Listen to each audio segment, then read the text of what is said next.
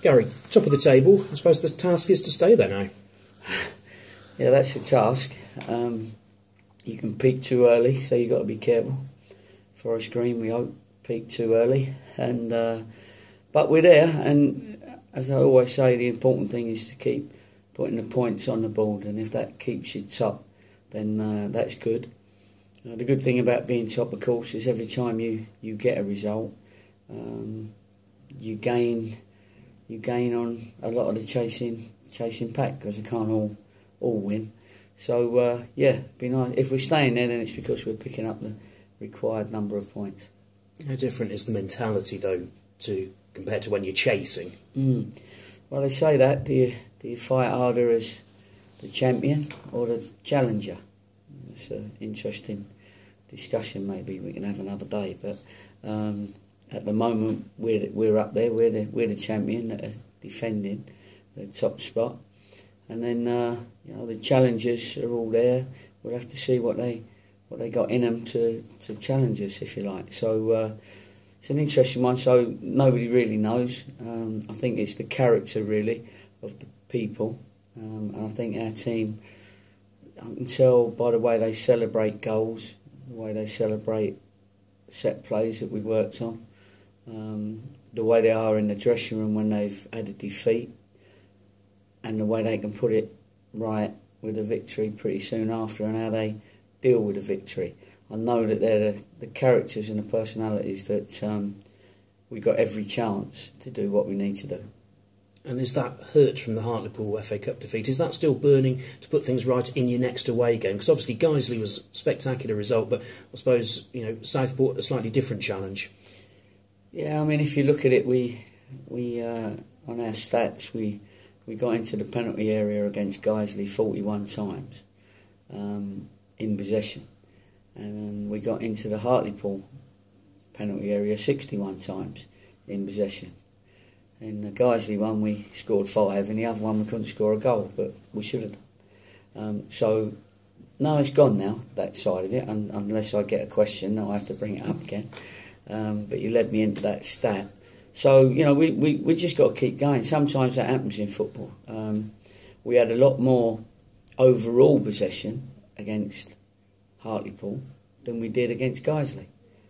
But we worked on that a little bit to give them a little bit of play so that we could nick the ball off them and hit the gaps that we were leaving for people for runners to run into. And I thought that worked quite well for us. How much difference is James Dayton making at the moment? Well, I don't know about making a difference, but he's certainly he's got that same mentality that we need from our players. He's now into the group. He's into the group mentality and the group feelings, and they like him, he likes them, and he's become one of us. So that's very important, because he's come in late and wasn't fit, and now he's getting fitter, and he had a good half. Probably hasn't got 90 minutes in him yet, but he certainly can be dangerous, either starting and coming off at the moment, or starting on the bench and coming on when everybody's tired, and he can go and do his bit late on, depending on when we need him. But I'm pleased he's with us, and he certainly gives us another string to our bow. Southport's game at Gateshead obviously was postponed. How much did that sort of affect your scouting of them? Of who? Southport's game. Oh, yeah, I'm sorry, yeah. No, it don't really affect your scouting. I mean, we'll have games from their 2 previous games anyway. It would have been good if, I suppose, if they had a game, but they haven't, and I don't think they'll change too much anyway. And by the time we play them, we'll have a good look at their last couple of games today. We'll work on a few things today and tomorrow, as their strengths and weaknesses.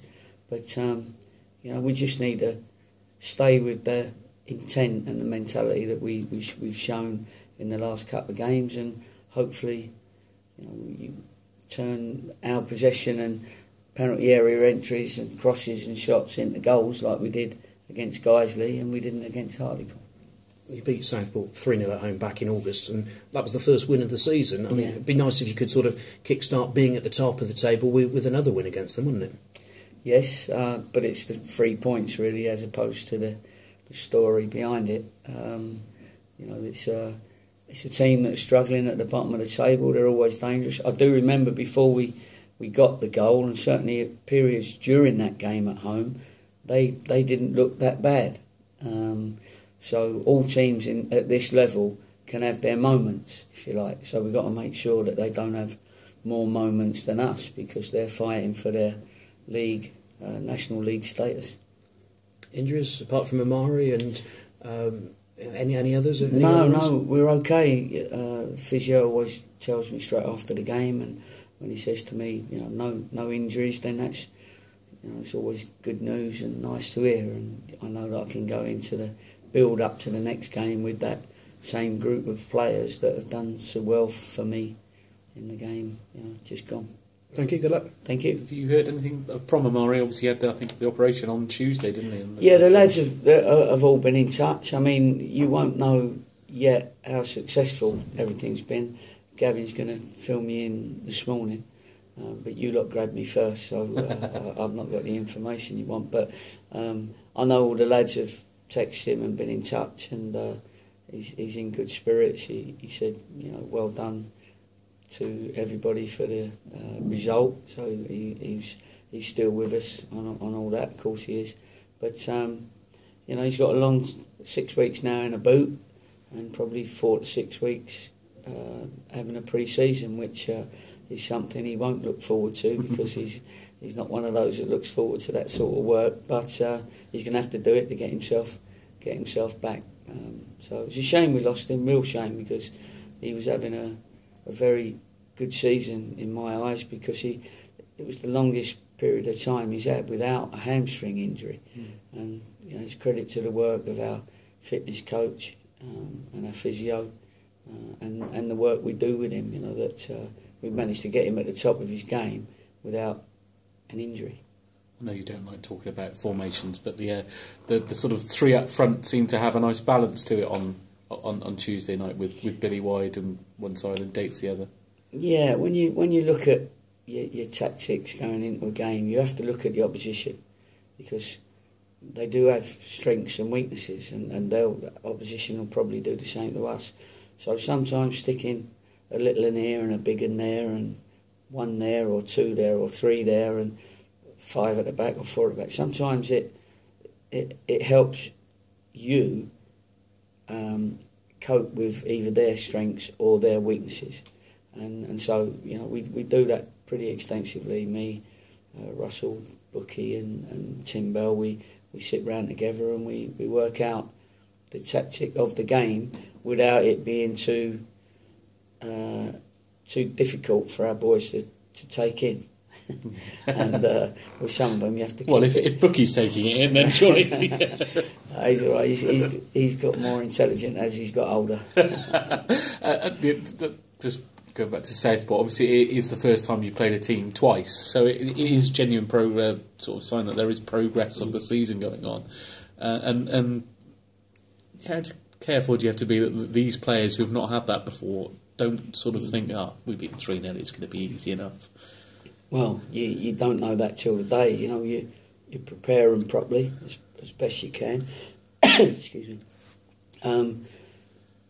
And then they got to trust their training. And that's what we say. And if we trained all of a sudden, skipping and dancing around and prancing around and thinking we've won the league, then we'll get beat on Saturday. There's no doubt about that. And maybe that's all I need to say in our meeting this morning. But now the boys know it's not halfway through the season yet, and we're in a good position. We've got here through hard work, endeavour, and boys wanting to be there. Actually, they say that winning's not everything, but the will to win is, and I think that's the big thing for our group, and we bring that out on some occasions. So you make a great thing of the 2 points a game and the 10 games. Obviously, This next 10 games does take you beyond halfway in the season. So is it as perhaps a bit more crucial in terms of the moves other teams can make and that you can make? Yeah, well, I always split the season up into 4 groups of 10, because the last 6 is about, at that point, you pretty much know what you're going to be doing. but you just have to go hell for leather at that point. But each group of 10 has different meanings behind it. The first one is to get a good start and get numbers on the board, as it were, and then you've got your second and third ones that are really building up for the last 6. Because if you're there or thereabouts in the last 6, you've done your job. In which case you know that, right, we're here now challenging, this is it. No one's going to win it before 6 games to the end of the season. But that's when you really say that you've got your 6 cup finals. And you've got to be in a position to be in those 6 cup finals. And if it only takes 3 or 4 cup finals, then great. But no one wins the league before 40 games.